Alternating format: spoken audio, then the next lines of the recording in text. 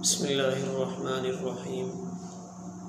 ام المومنین حضرت عائشہ صدیقہ رضی اللہ تعالی عنہ کے فضائل بے شمار ہیں، کتابوں میں منقول ہیں۔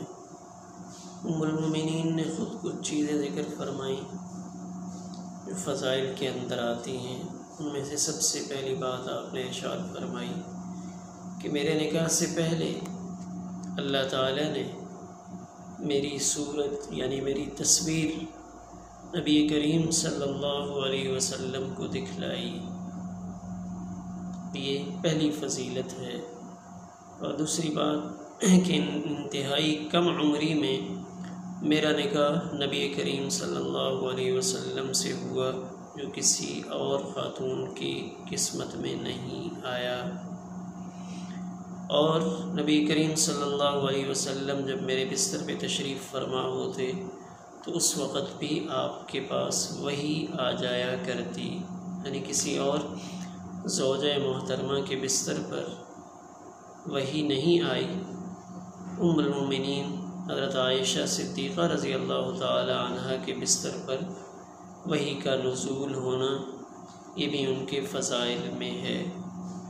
اور ام المومنین فرماتی ہیں کہ میں نے حضرت جبریل علیہ السلام کو دیکھا، یہ بھی ان کے فضائل میں آتا ہے۔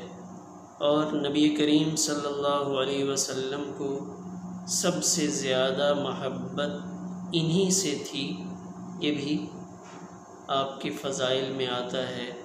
اس محبت کے اضافے کی طرف اشارہ کہ سب سے زیادہ محبت نبی کریم صلی اللہ علیہ وسلم کو انہی سے تھی۔ اس کا تذکرہ بخاری شریف کی تفصیلی روایت اس میں ملتا ہے کہ سیدنا عمر رضی اللہ تعالی عنہ جب اپنی بیٹی ام المومنین حضرت حفصہ رضی اللہ تعالی عنہا کو سمجھا رہے تھے تو اس وقت انہوں نے فرمایا کہ اپنی پڑوسن کی ریس مت کرنا، یعنی تمہاری پڑوسن حضرت عائشہ رضی اللہ تعالی عنہا ہیں، ان کے ساتھ اپنا موازنہ نہ کرنا کہ نبی کریم صلی اللہ علیہ وسلم ان کے ساتھ بہت زیادہ محبت رکھتے ہیں۔ اور پھر ایک اور فضیلت کہ اللہ تعالیٰ نے ان کی برات کے لیے قرآن پاک میں آیات نازل فرمائیں کہ جب واقعہ افک پیش آیا اور منافقین نے الزام تراشیاں کیں تو اس وقت اللہ تعالیٰ نے خود صفائی دی اور قرآن پاک میں وحی کا نزول کیا گیا۔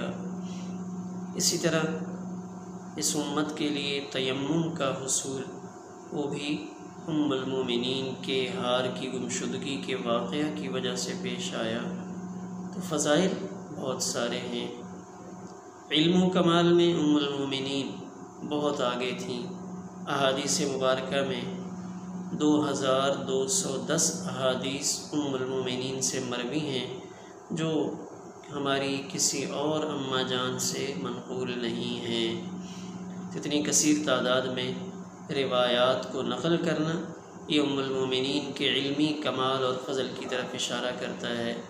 اور احادیث مبارکہ میں آتا ہے صحابہ کرام رضوان اللہ علیہم مجمعین کا قول کہ جب ہمیں کسی معاملے میں الجھن پیش آتی تو ہم اس الجھن کے حل کے لیے ام المومنین حضرت عائشہ صدیقہ رضی اللہ تعالی عنہ سے رابطہ کرتے اور اس مسئلے کو حل کرتے۔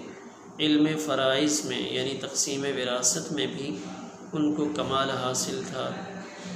شاعری کے اندر بھی بہت سارے عرب شعراء کے اشعار ان کو یاد تھے۔ کعب بن مالک کا پورا قصیدہ جس میں تقریباً 40 اشعار تھے وہ بھی ام المومنین کو یاد تھا۔ علم میں بھی بہت پایہ کمال کو پہنچی ہوئی تھی۔ سخاوت ام المومنین کے اندر انتہا درجے کی تھی۔ ایک دفعہ 1,00,000 درہم حضرت معاویہ رضی اللہ تعالی عنہ کی طرف سے آئے تو ام المومنین نے شام تک تقسیم کر دیے۔ جب تقسیم کر دیے تو اس دن روزے سے تھیں۔ خادمہ کہنے لگیں کہ کچھ افطاری کے لیے تو بچا لیا ہوتا، تو فرمانے لگیں تم نے پہلے کیوں نہ یاد دلایا، پہلے بتاتی تو کچھ افطاری کے لیے اپنے پاس رکھ لیتی۔ تو اپنے بھانجے حضرت عروہ رحمہ اللہ تعالی، حضرت عروہ سے ناراضگی اسی وجہ سے رہی۔ انہوں نے ایک دفعہ منع کیا کہ آپ اتنا خرچ کرتی ہیں، کچھ روک کے رکھا کریں، تو اپنے بھانجے کے ساتھ بولنا چھوڑ دیا، کلام ترک کر دیا۔ تو کافی دن ناراض رہیں، پھر انہوں نے کسی طریقے سے اپنی خالہ جان سے صلح کی، پھر یہ جو بول چال چھوڑے رکھی، اس پر ام المومنین بہت روتی تھیں، اور کفارے میں انہوں نے کئی غلام آزاد کیے۔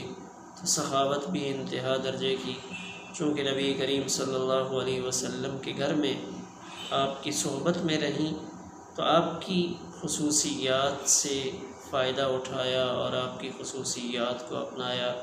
تو سخاوت نبی کریم صلی اللہ علیہ وسلم کی بہت بڑی خوبی تھی۔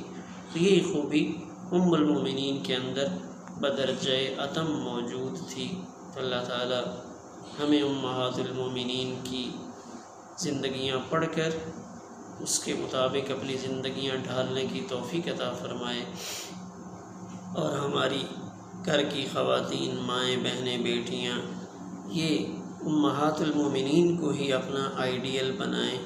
موجودہ زمانے کی اداکاراؤں کو یا مختلف خواتین کو بطور آئیڈیل لینا، یہ ہمارے لیے نقصان کا باعث ہے۔